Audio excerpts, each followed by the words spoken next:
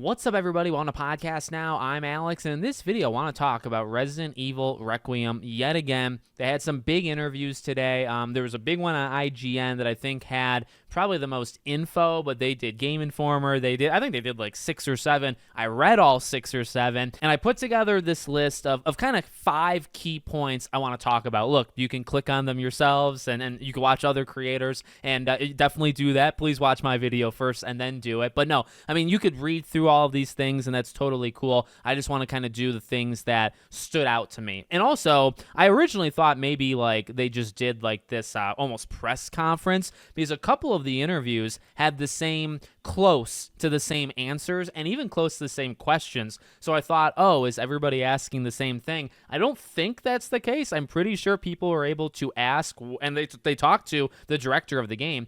So they were able to ask kind of whatever, but I think a lot of the questions and answers, maybe because of the questions, were very samey. Want to talk about first person versus third person. This is something I've been pretty interested in, just in the fact that you can play both of them at your leisure, right? You can swap back and forth. They've designed the game almost in different ways for both of them, and that's what I kind of find so fascinating, almost from like a behind the scenes development thing, but also like, okay, well, we're gonna be playing it. What's it like playing first person versus third? And we've already gotten some details there, right? One big one from Gamescom was the whole falling thing. So this was a question by a couple. I feel like 3 different people asked this kind of question. So the idea of, okay, well, why does Grace fall when she's in third person but not in first? And are there disadvantages to playing the game one way or another, right? So, well, one thing we know, based off even Gamescom, they said this was, so first person, they don't want it to be like the motion sickness thing, so they don't want the camera to be like massively all over the place,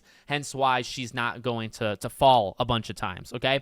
And, we saw from Gamescom, like, some moments definitely seem to hit people that played it harder because it's first person. Like it made it more tense, versus third person almost made it more of like a scenic thing or like actiony type thing, but not maybe necessarily like chilling to your core, right? Versus playing first person. So just one interesting, I guess, add-on to that I read in these questions is that, so it turns out when she's falling, they say they don't show this to you, but the creature, the stalker enemy, actually does not move when you're falling. A nice little kind of development trick, because again, the question was kind of, okay, if she's tripping and falling all over the place, what's that going to do to the experience? Well, again, it differentiates them, and I've said before, I think it's a cool way of showing the beginning of her, hopefully, adventure, and that's another thing they talked about, we'll say in a second, of starting like this, and then what does she become, right, as the game goes. But okay, well, is that going to affect you? Are you going to get, like, caught easier if you play in third person? Answer is no. And just taking that real quick, almost a bonus one, because I kind of forgot to write this down. Grace is a character. One thing, again, I just said it, but I've also said it in past videos, and I was really happy to see them say, I think to IGN, is like I just said, the growth. So I like the idea that she starts as kind of, and it's not even like she is a coward. I mean, maybe you can call her that, say, like compared to a Leon, but she is thrown out of her element, okay? This is not like her normal day. She's in a very bad situation, and so she is going to freak out as we see it, right? So they talk about, like, as the game progresses, she's going to get maybe not more confident, but like I think they said what we saw from Gamescom is very early in the game. I believe Dusk Golem actually said it's within the first hour of the game. Okay, that was kind of an aside, but they said it's early on in the game, and this is the most scared you're going to see her. So that was the big part to me. They talked about, like, I think eventually she will actually have guns. She's going to become capable. She's not necessarily like she's going to be some mercenary, okay? Okay, number 2 is focusing on the future and not reliant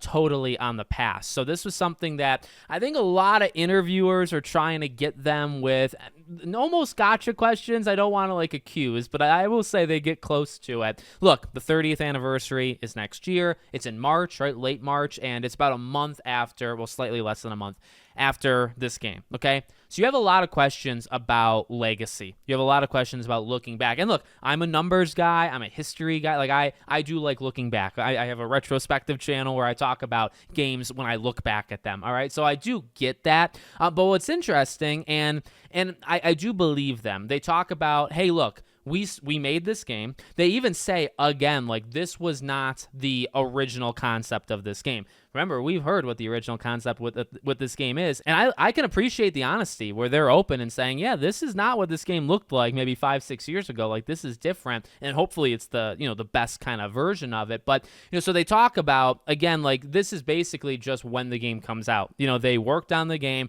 It just so happens to come out 30 years after it all started, right? And because of that, and obviously, like, because we hear like, okay, well, this is like RE9. Well, technically it's RE Requiem, and they said that as well. Like, the name is Requiem. They purposely did not call it 9, and that's kind of a hint right there where, and I believe they'd say to IGN, this is a game about pushing things forward. If anything, and I actually kind of go along with this as well, if anything, 7 and 8 was that detour. And I like those games a ton. I think they're excellent Resident Evil games. And so, I have nothing against them, but I do think that's a correct, like, assessment. Like, if anything, those were the games that really took detours, and not necessarily like liberties, but just were not as connected as they could have been. I believe the director, who again did 7, had said he actually has heard from people when they say, hey, I like 7, but I wish that 7 was more connected than it is. And so I think with 9, you're going to get a game that definitely is connected.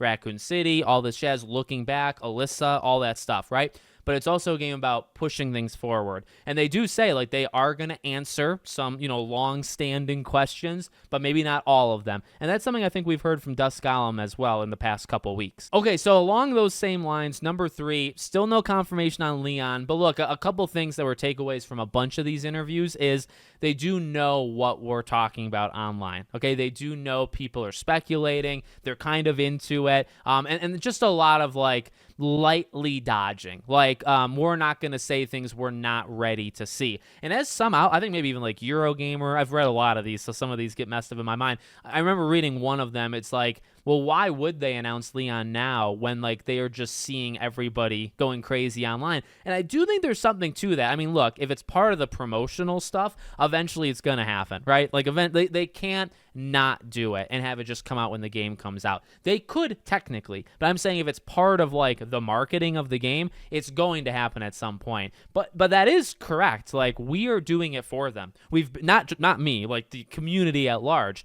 Everybody's talking about it. It's a thing that it's not even necessarily like an open secret. It's just something that the biggest gaming outlets in the world mention it in every preview.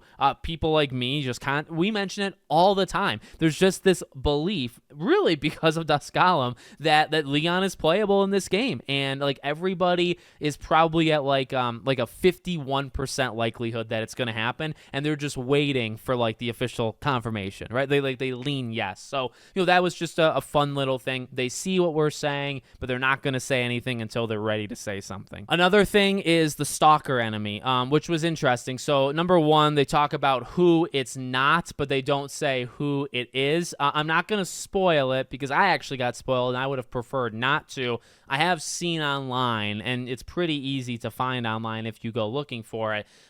Depending on what you see, it seems like we're going to actually find out who the stalker enemy is, like, almost right away. Almost right away. You might be able to even guess it right now if you don't know, but that's just... There has been reports of who it is, so that's number 1. I have seen that, so I guess maybe I know who it is. But then also the other report is it's not really a spoiler because you find out like almost immediately who it is. So, take that for what it's worth. They are unwilling to say. Oh, and by the way, while we're on the topic of the stalker enemy, so, okay, well, number 1, they talk about like they are aware that these games have a lot of stalker enemies, and they always try to do kind of something different with them, or they're aware that, okay, you're going to maybe say, this is samey. This is like this stalker enemy or like that one. The restrooms are kind of a good way of doing it here, right? So like lights being the key feature, but even some rooms that even they got to play in the demo, the light actually turns off. So you think you're safe, you're in safety, and all of a sudden you're not. By the way, I love that. I forgot in The Last of Us Part 2 that was a thing when you're at a workbench, kind of when you're in the Ellie portion in the first half of the game. There's no harm that could come onto you when you're upgrading your gun, and then all of a sudden you get attacked, and it's literally like a cinematic moment, but you were like I was upgrading, a pistol or something in that moment. I love that stuff because it's just dynamic enough where it happens one time, only happens once, but it's like it's just enough so that you never fully feel safe at a workbench ever again. Same thing here, right? If the lights are on and then all of a sudden they're off, might happen once, might happen twice the entire game, but it's always going to kind of stick with you that, is this safe room always safe? And the answer is probably not. In fact, I think they said IGN tried to push them on, is there any 100% safe room? And they say they don't want to commit to saying that. Now, when we're also on that topic, another bonus one, they were pushed for a demo because, they've done this before, and they were even asked, like, hey, you've done this before, and this really does make for some good gameplay for, like, just the average Joe, to play. And they basically, again, kind of a no answer. They said, like, they are aware of what they've done in the past. They are aware of what people have asked from them, and they're just basically going to take the best approach that they can moving forward. I think it's possible. If you know anything, though, like trials, demos, things like that, look, I think they are important. I wish we had more of them. People ask for demos for like every game. Silent Hill F, I see the community that, talks to me often, right, in my videos that always ask for a demo. I'm with you. I want a demo for a bunch of these games. The thing is, though, that like trailers take a lot of time to make. Demos take even longer to make, okay? So to make a demo, I know it's done, but to get it out there and to make sure it's ready, that might take away from the base game. And I think the last thing you want to do is, you get a demo. Well, because you get the demo, the game's delayed 2 months. I wouldn't want to make that sacrifice myself. So that's just something, to add on there. And then the fifth and final thing is the scare level. So again, same creative director in this game to Resident Evil 7. So he had said, like, he believes 7, like, pushed it, right? That was, in his opinion, I think the scariest game. So he said in regards to this game, they're not shooting for it to be the scariest Resident Evil game. He does say that he does believe it's going to be scary. It's got its scary moments, and it's up there. That was his line. It's up there. So maybe it's in the top 3, but it's not designed to be the scariest of Resident Evils. I think he even said, like, 7, his feedback from people is that 7 was so scary, it actually prevented some people from finishing it. And, I will say this, okay? Call those people what you want. I actually beat 7. Call those people what you want, okay? At the same time, when you're a developer and you're looking at those metrics and you're seeing, these people are dropping off 30% of the way in, 40% of the way in, 50% of the way in, if you can tie that analytic, right, or that data point, if you can tie that and say, okay, well, why are people quitting at this point in the game? It's because they're scared. It's because it's too scary. If that's a legitimate thing they found, again, call the play. Maybe the players are too soft. Maybe you want to get a little aggressive in that way. I'm not going to massively argue with you, but at the same time, I do think as a developer, you got to be aware of that stuff, and you got to say, okay, is it worth making a game that's that scary when then you're going to alienate a percentage of people, not even just people that don't buy your game, right? People that say, that's not for me. I'm not into horror games. What about people that think it's actually too much and then they quit halfway through? You don't want that, right? You want people to go all the way through. So, I think that's just an interesting, he didn't say that those things, but he did say, like, he's heard back that 7 to some people was too scary and people didn't make it all the way through. I am positive, developers have a lot of that info, by the way, those kind of analytic numbers. I am positive that they know, okay, maybe this thing was too much or this thing stopped player X and Y and whatnot. I imagine they have that. So it'll be interesting because these games can be scary. I think 7 was very scary. 8 had its moments. 8, I think, pulled back, maybe like a purposeful pullback because of 7,